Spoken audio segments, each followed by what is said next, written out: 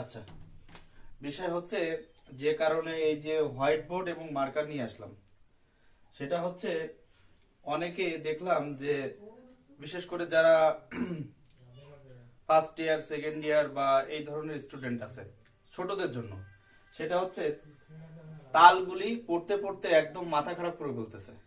বিশেষ করে তাল পরিচয়, তারপর হচ্ছে এই যে লয়কারিগুলো মানে মুখস্থ করতে করতে একদম মাথা খারাপ করে ফেলতেছে। তাদের জন্য এই ভিডিওটা করা।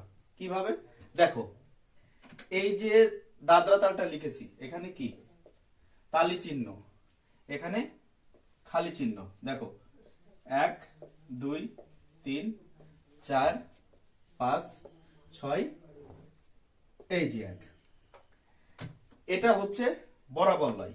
প্রত্যেকটা তালের ক্ষেত্রে একই নিয়ম, এটা হচ্ছে বরাবর লয়। এখন প্রশ্ন, আমি এক আবর্তনে দুলয় করব, তাহলে দাদরা তাল কত মাত্রা? 1 2 3 4 5 6।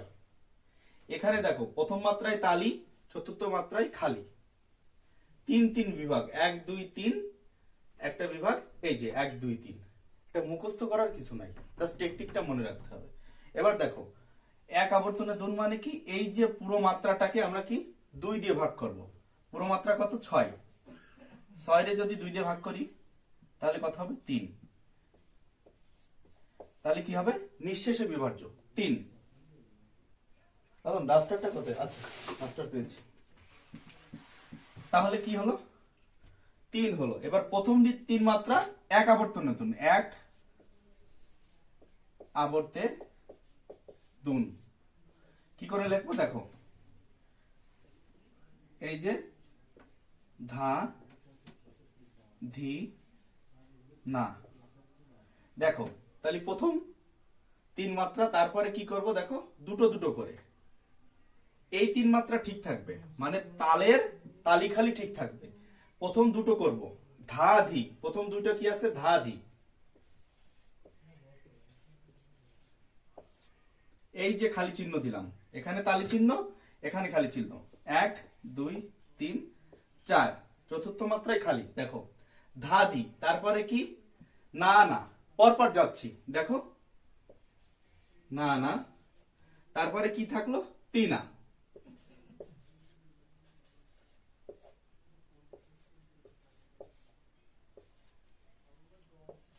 5, এই 6। বিষয়টা হচ্ছে এই যে কমন নিয়ে নিয়ে এই প্রথম দুইটা, তারপরের দুইটা, তারপরের দুইটা, এটা গেল সমপতি তালগুলো। প্রত্যেকটা তাল দাদরা, কাহারবা, ত্রিতাল, এইভাবে এইভাবে কমন নিয়ে নিয়ে করবা। আর তালের তালি খালি মনে রাখবা, যাতে মুখস্থ করতে করতে একদম নিঃশ্বাস বন্ধ যেন না হয়ে যায়। আচ্ছা, আমি আরেকটা তাল দেখাই।